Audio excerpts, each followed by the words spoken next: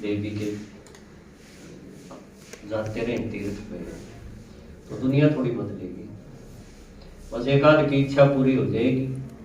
मान लो उसने मांग रखा होगी मेरे बेटे का ब्याह हो जाएगा, लेकिन होगा क्या? ब्याह हो गया तो फिर नीले ड्राम में मिलेगा, है ना?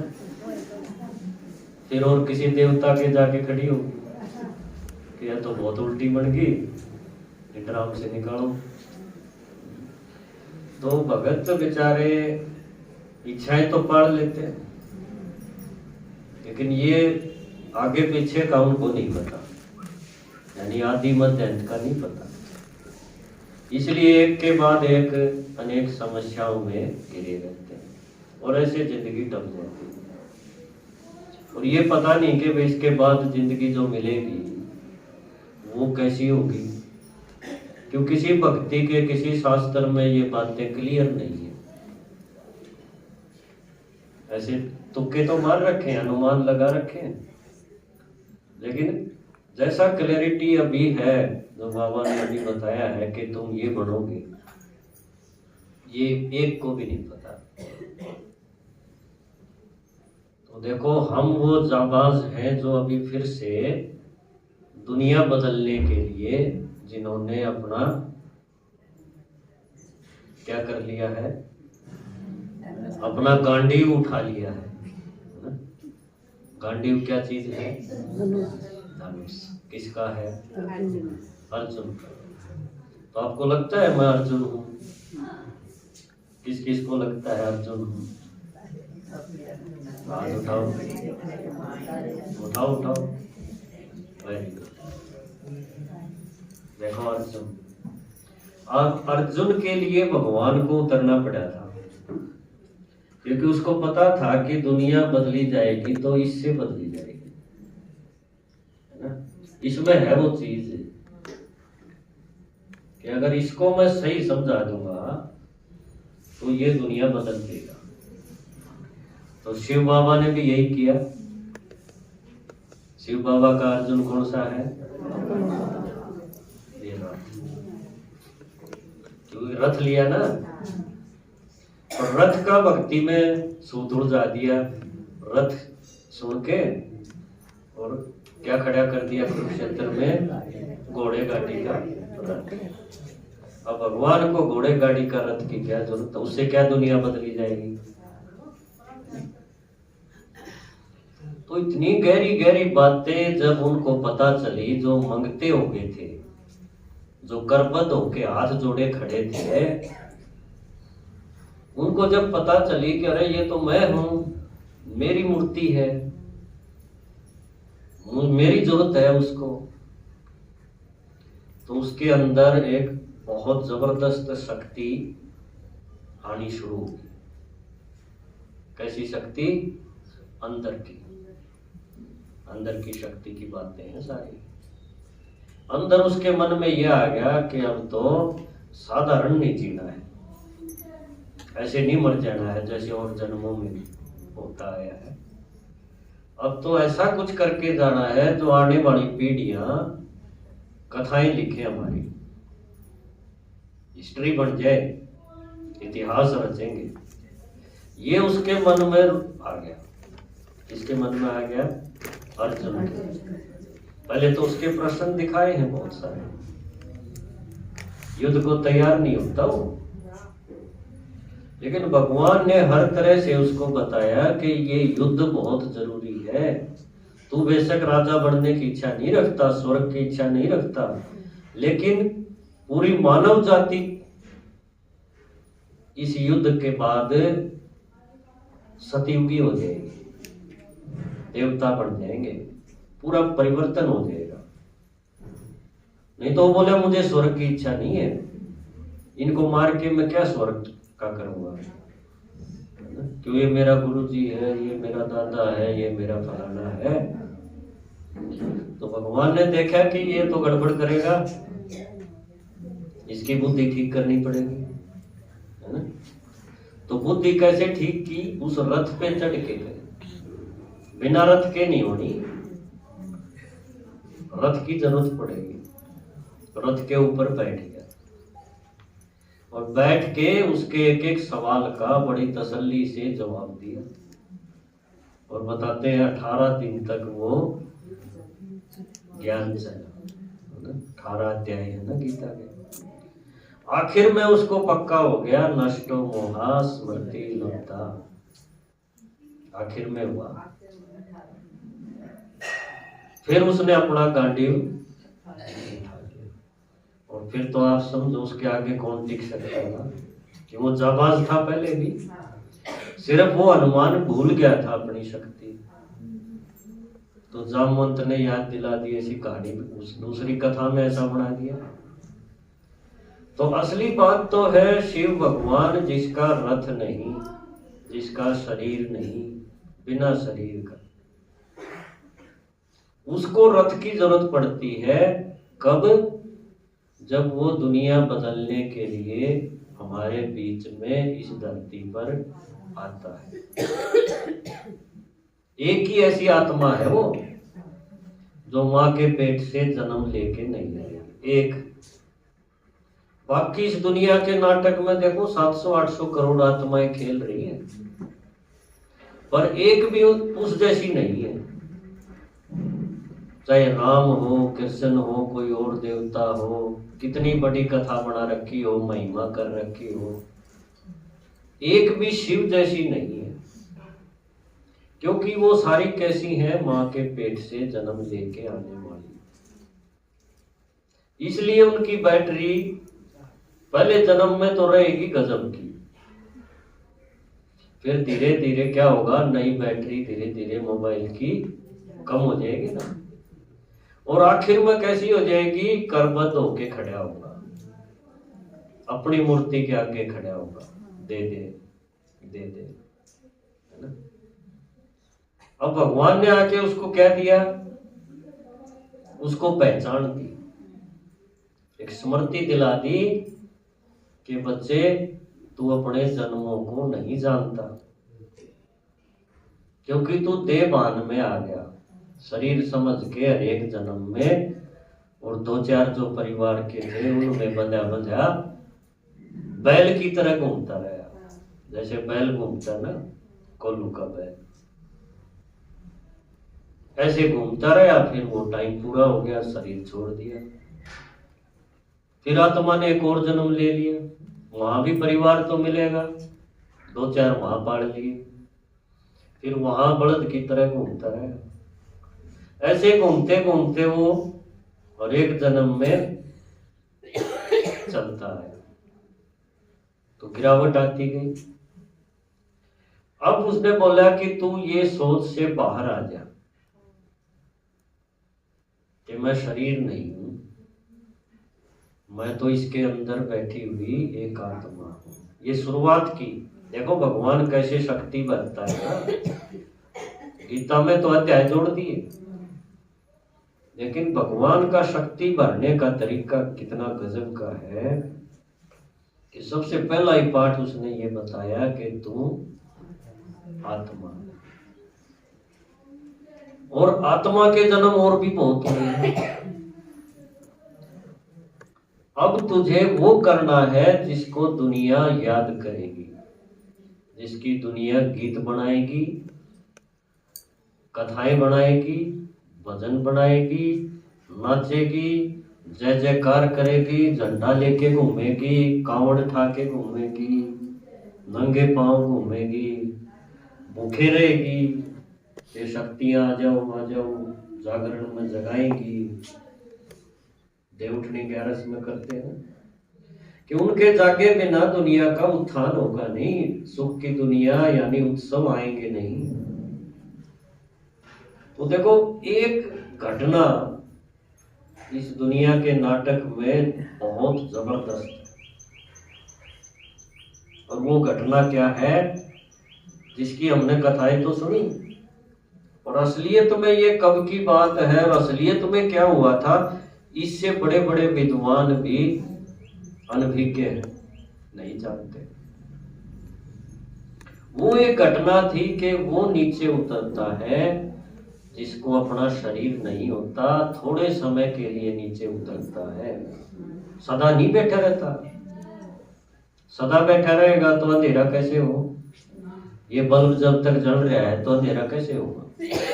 अंधेरा तो तब होगा ना जब इसको बंद करेंगे।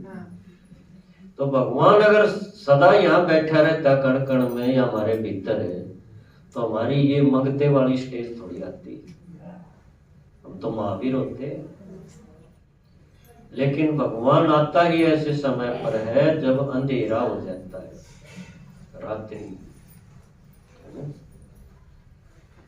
तो वो भगवान नीचे उतरता है जिसका अपना शरीर नहीं, केवल एक आत्मा है, एक बिंदी है। शरीर वैसा भी नहीं जो हम लेके बैठे हैं अभी 8 मास का, जिसको पकड़ सकते हैं, छू सकते हैं। ये शरीर भी भगवान का नहीं, क्यों? माँ के पेट से आता नहीं तो ये कहां से होगा? और दूसरा एक और शरीर इस शरीर के अंदर है जिसको बोलते हैं आकारी। ये 8 मास का है, ये तो है साकारी। इसके भीतर जो एक लाइट का शरीर है, जो आत्मा जब शरीर छोड़ेगी तो लाइट का शरीर उसके चारों तरफ होगा और वो तब जाएगी बाहर, उसको लेके जाएगी। वो आकारी शरीर भी भगवान का नहीं है। आकारी शरीर समझते हैं ना, जिसको आप देख तो सकते हो, कोई खड़ा है ऐसा, लेकिन उसको पकड़ नहीं सकते, क्यों? वो लाइट है, आकारी। भगवान फिर क्या है? निराकारी। निराकारी मानव एक बिंदी आत्मा। आकारी हट गया, साकारी हट गया, केवल बिंदी। वो बिंदी बना रखी है मंदिर में, शिवालय में भगवान की निशानी। शिवालय में गए होंगे ना? शिवालय बोलते हैं रामालय कृष्णालय थोड़ी बोलते हैं, क्यों? शिव है सबका पिता। वो एक जब इस धरती पे आता है तो ये घटना इस दुनिया के नाटक में जबरदस्त है, इतनी गजब की है कि जो उसके काम में लग गया, जिसने उसकी सुन ली और थोड़ी सी उंगली लगा दी, इतने बड़े इस पहाड़ को उठाने में, दुखों के पहाड़ को उठाने में ये उंगली लगा दी छोटी वाली, तो आने वाली पीढ़ियां जो भगत होंगे बड़ी गजब गजब की यादगार बनाएंगे। और उनके बाद आने वाले उन यादगार के चारों तरफ चक्कर लगाएंगे, परिक्रमा लगाएंगे, नंगे पांव लगाएंगे, छाले पड़ जाएंगे तो भी रुकेंगे नहीं। पहाड़ पे बना दिया तो वहां भी चढ़ेंगे, है ना? गजब का इतिहास। तो हम सारे जाबाज, जाबाज समझते हो, जिसके आगे कोई टिक न सके, अर्जुन दिखाया। हम अभी उस काम में, भगवान के उस काम में लगे हो के नहीं? अभी हाथ उठाओ, कौन कौन लगे हैं? बहुत बढ़िया। देखो, है ना गजब का इतिहास रच रहे हम। दुनिया को नहीं पता ये संडे को यहाँ इकट्ठे होके क्या करते हैं। वो सोचते हैं और महात्मा सत्संग करते हैं, ऐसे इनका भी कोई होगा। उनको क्या पता है, बेचारे हैं, उनको क्या पता यहाँ गणेश बन रहे हैं, यहाँ महावीर पैदा हो रहे हैं, या दुर्गा जन्म ले रही है ना? तो कितनी वंडरफुल कहानियां बनती हैं बाद में इस छोटी इस घटना की। इससे बड़ी घटना दुनिया में हो नहीं सकती, क्योंकि उसकी जो तरीका है उसका समझाने का, वो है सीधा अंदर उतरने, दिल के अंदर। ज्ञान तो बहुत सुना, शास्त्रों का भी सुना, लोगों से भी सुना, अंदर नहीं उतरी। ये लगता रहा कि किसी और की कहानियां हैं, पर इंटरेस्टिंग है ना? महाभारत देखी होगी आपने, रामायण भी देखी होगी, बड़ी इंटरेस्टिंग है। लेकिन उससे ज्यादा इंटरेस्टिंग है ये प्रैक्टिकल, जब एक एक माता, एक एक भाई, है ना, जिसका कुछ भी ब्योंत नहीं था, हर तरह से टूटा हुआ, किसी के पंख जड़ गए। रामायण में एक दिखाया है जिसके पंख जड़ गए, क्या नाम उसका? जटायु। उसका भाई, जटायु का भाई संपाति। तो माता अपनी कहानी तो याद करो, ये आपकी कहानी है। तो उसके पंख जड़ गए और एक के पंख रावण ने काट दिए। उसने अन्याय का विरोध किया। रावण तो बड़ा बलशाली था, उसका पंख काट दिए। क्या वंडरफुल कहानी, कितनी गजब की कहानी। अगर ये कहानी भी हम याद रखें ना, तो आपके अंदर एक नशा चढ़ेगा, और वो नशा है दुनिया बदलने के लिए बहुत जरूरी। सीधे सीधे चलने वालों से कुछ नहीं होना, वो तो इस दुनिया के नियम कानून पूरे करेंगे और यहां से चले जाएंगे। नशा जरूरी है, नशे के बिना इतना बड़ा काम होता नहीं। तो ये नशा चढ़ता है जब हम अपनी ही कहानियां देखते हैं, सुनते हैं। पहले नहीं चढ़ता था, तब ज्ञान नहीं था, क्योंकि हमें पता ही नहीं था मैं वो हूं। अब जैसे जैसे कहानी देखते सुनते हैं तो लगता है मैंने ये किया था, भगत ने इस तरह से लिख दी। अब मैं बंदर थोड़ी हूं, मैं हूं तो आदमी, मनुष्य हूं। लेकिन भगत ने बंदर दिखा रखे हैं मुझे, और मुझे मंदिर में बैठा रखे हैं। भूत आ जाते हैं तो मेरे पास आता है, किसी में भूत बढ़ जाए तो जाते ना बालाजी, सालासर है, मेहंदीपुर है, हनुमान चालीसा पढ़ते हैं। तो ये इतनी सारी कहानियां जब हम एक एक अपनी देखते हैं ना, और कुछ पुरुषार्थ की आपको जरूरत नहीं पड़ेगी अगर ये कहानियों में अपने आप को फिट कर दिया तो। और वो फिट करने के लिए ये ज्ञान, संडे का ज्ञान बहुत जरूरी है। आपने जो एक हफ्ता मुरली सुनी ना, वो भी बात तो बनेगी उससे भी, लेकिन साथ में ये चलता रहे, ये मिस न हो, तो आपकी बहुत जल्दी एक उड़ान शुरू हो जाएगी पहाड़ उठा के। देखो हनुमान जी को क्या दिखाते हैं, पहाड़ उठा के उड़ता हुआ। कहीं पहाड़ उठाया ये दिखा दिया श्री कृष्ण का उदाहरण देके, कहीं हनुमान जी को पहाड़ उठा के उड़ता हुआ दिखा दिया, जिक्र है। अगर आपने इस ज्ञान को अच्छी तरह से समझ लिया तो इससे बड़ा कोई नशा नहीं है, ये बुला देगा सब कुछ। वो शिव जी के शिवरात्रि के दिन नशा दिखाया कि नहीं, अब वो तो नशा अलग चीज होगी, वो तो नुकसान करेगा। असली नशा तो ये था जो अभी भगवान हमें सोमरस पिला रहा है, ये सोमरस था। और वो नशा क्या है, हमें अपना पास्ट दिखा दिया, और पास्ट भी वो नहीं जिसमें हम पिटते रहे, उससे भी पहले का कि किसी टाइम पर तुम जाबाज थे, तुमने दुनिया बदली थी। बाबा हमेशा उस पॉइंट पे ले आता है, क्योंकि कहानी उसकी थोड़ी बढ़ेगी जिसने साधारण सा जीवन जिया हो।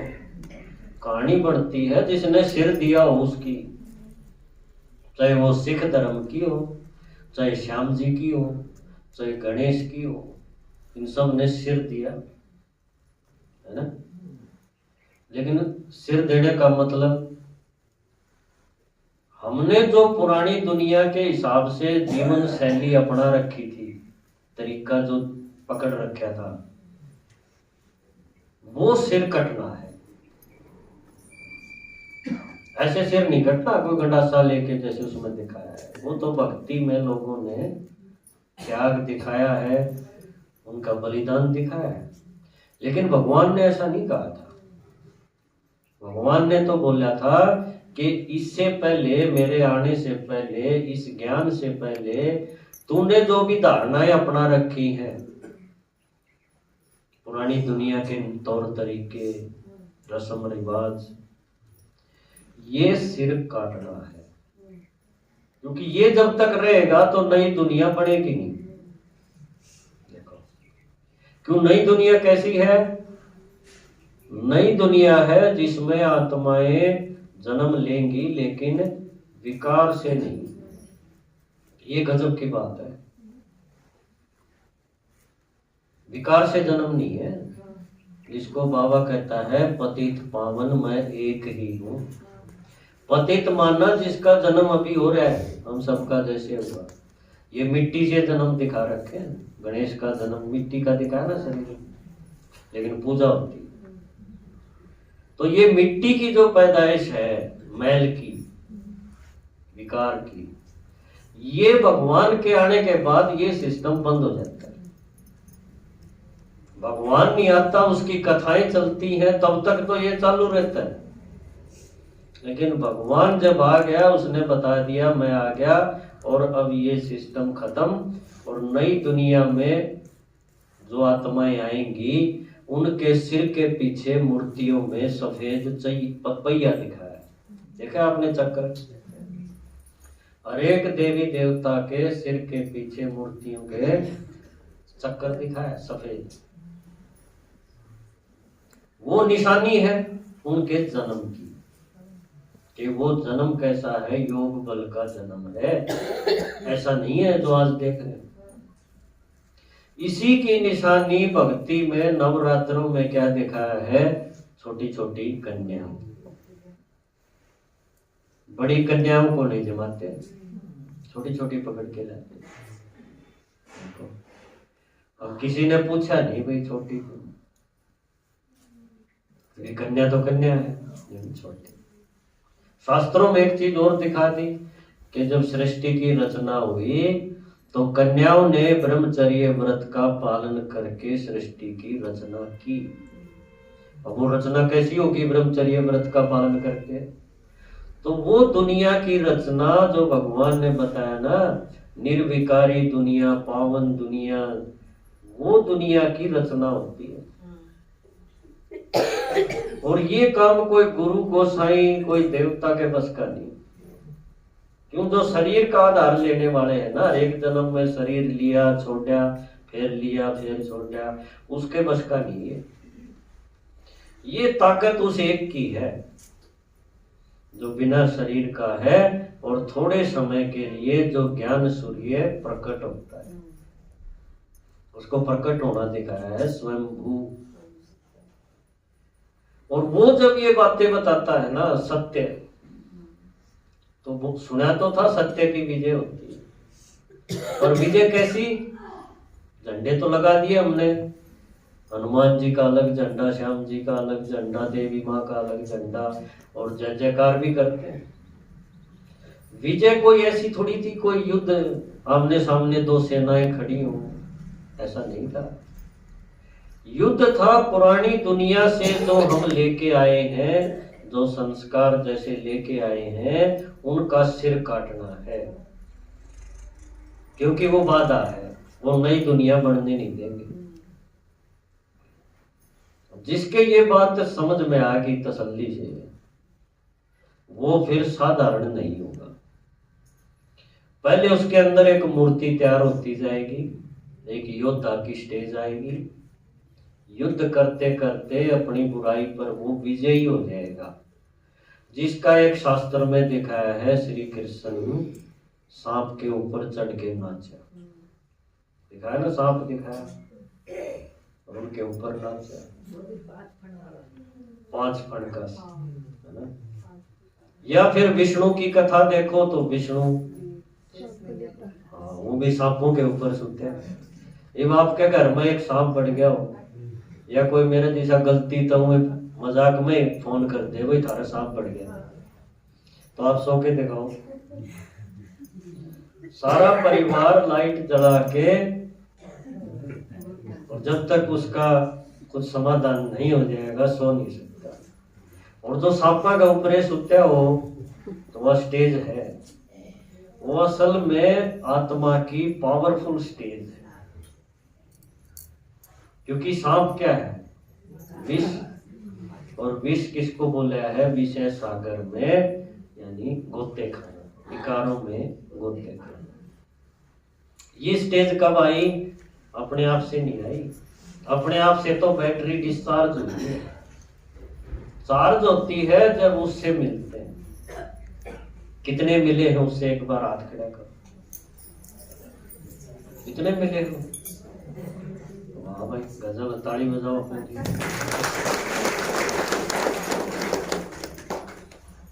देखो, जो नहीं मिले वो तो आज कथाएं ही सुनेंगे। पहले भक्ति की सुनते थे, अब लाइव टेलीकास्ट होगा, है ना? चलो, इतना अच्छा है कि लाइव टेलीकास्ट से कुछ तो पल्ले पड़ेगा। लेकिन जो मिल चुके, मुझे पक्का भरोसा है वो एक न एक दिन अपने को विजयी बना लेंगे। बेशक थोड़ा थोड़ा हिल रहे होंगे, लेकिन सच की नाव हिलेगी, डूबेगी। क्यों? उनको ये स्मृति आ जाएगी कि मैं कौन सी आत्मा हूं, मैं दुनिया बदलने वाली हूं।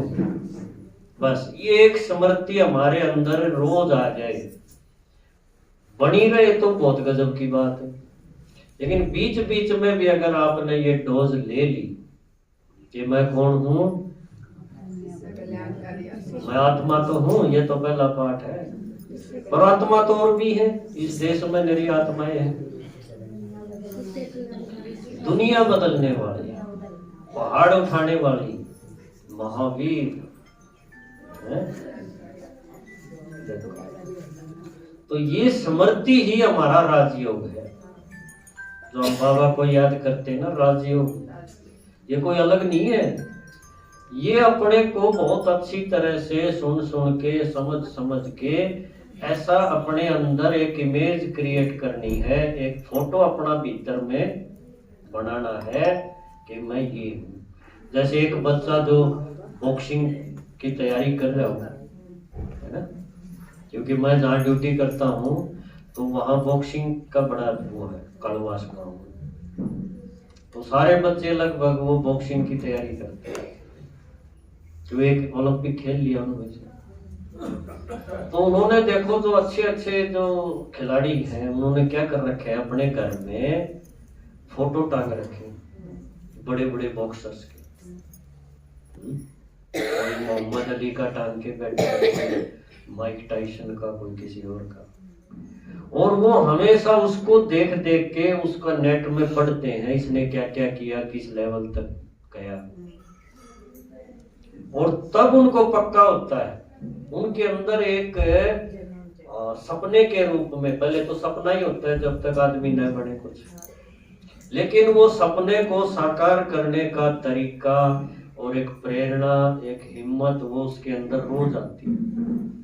यही चीज बाबा हमें रोज मुरलियों के द्वारा वो एक पिक्चर हमारे अंदर पैदा करता है।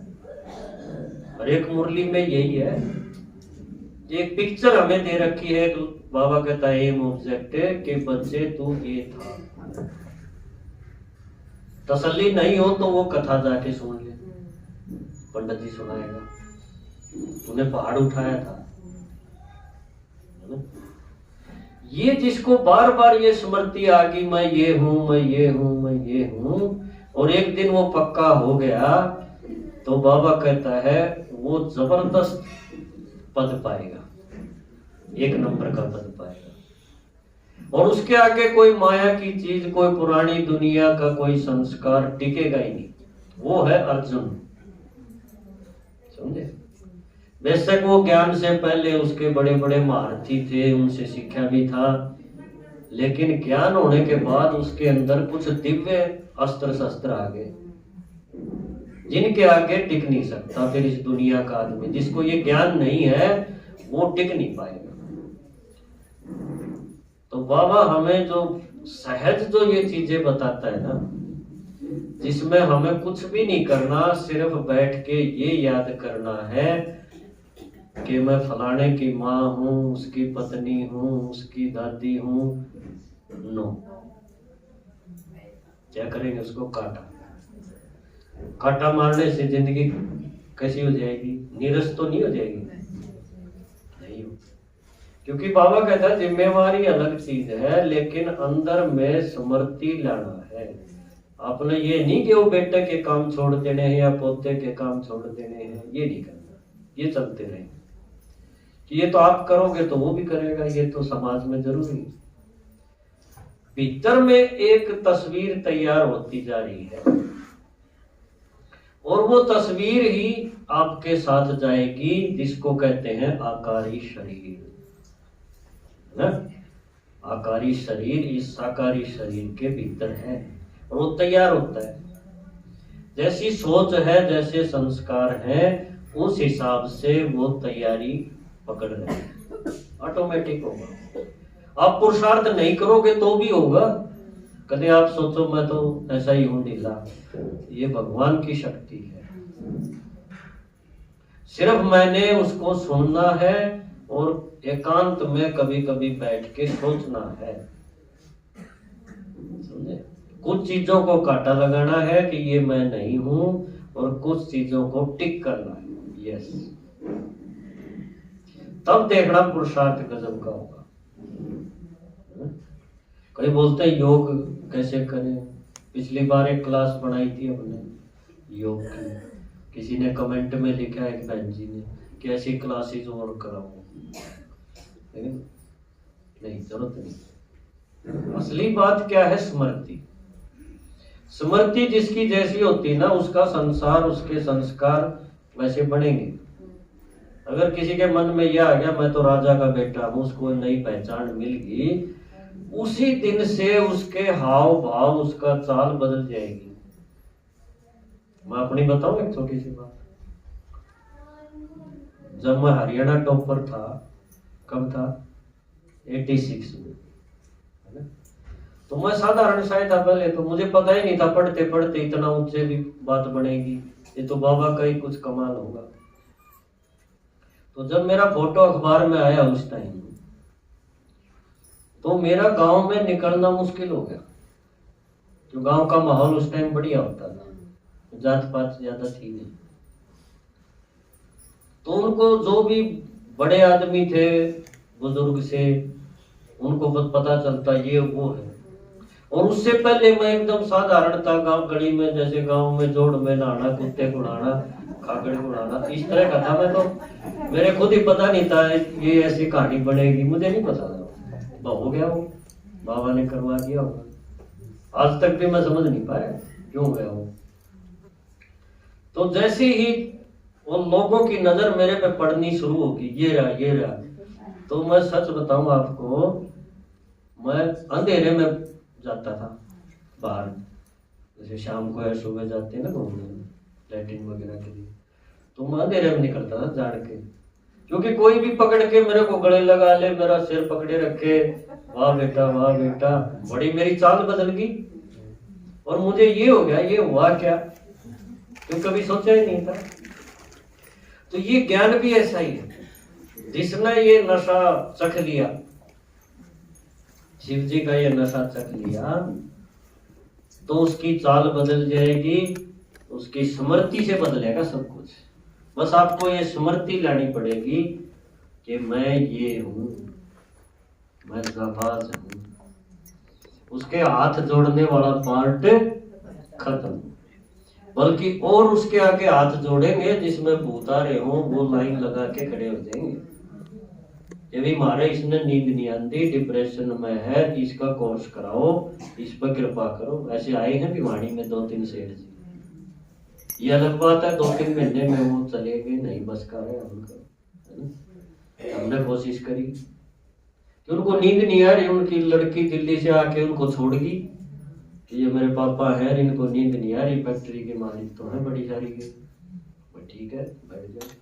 तो आप एक एक के आगे, देवी हो, हनुमान हो, श्याम जी हो, कोई भी हो, आपके आगे ऐसे ऐसे भगत करबद्ध खड़े होंगे, है ना? करबद्ध समझते हो? ऐसी अवस्था। तो बाबा कहता है ये बहुत जल्दी ये पार्ट खुलने वाला है, बहुत जल्दी। लेकिन उससे पहले, वो पर्दा उठने से पहले मूर्ति तैयार होनी चाहिए। अगर वो उन जैसी मिली हाथ जोड़े खड़ी होगी तो फिर भगत भाग जाएंगे, भाई ये क्या देगा, ये तो मेरे जैसा है ना। तो इसलिए बाबा कहता है तुम इस सृष्टि के आधार मूर्त उद्धार मूर्त आत्मा में से हो। आधार माने जिस पे टिका हो सारा संसार मानवता, और उद्धार मतलब उनको रास्ता पता नहीं है, कल्याण कैसे होगा उसको रास्ता दिखाने वाले लाइट हाउस। क्या गजब गजब के टाइटल बाबा रोज देता है वो, इसको बोलते हैं सोमान। एक एक टाइटल की स्मृति एक एक कथा के आधार पे अगर हम उठाते रहे तो मुझे नहीं लगता अलग से कुछ पुरुषार्थ की जरूरत पड़ेगी, अपने आप हो जाएगा, क्योंकि सारा स्मृतियों का खेल। ठीक है, ओम शांति।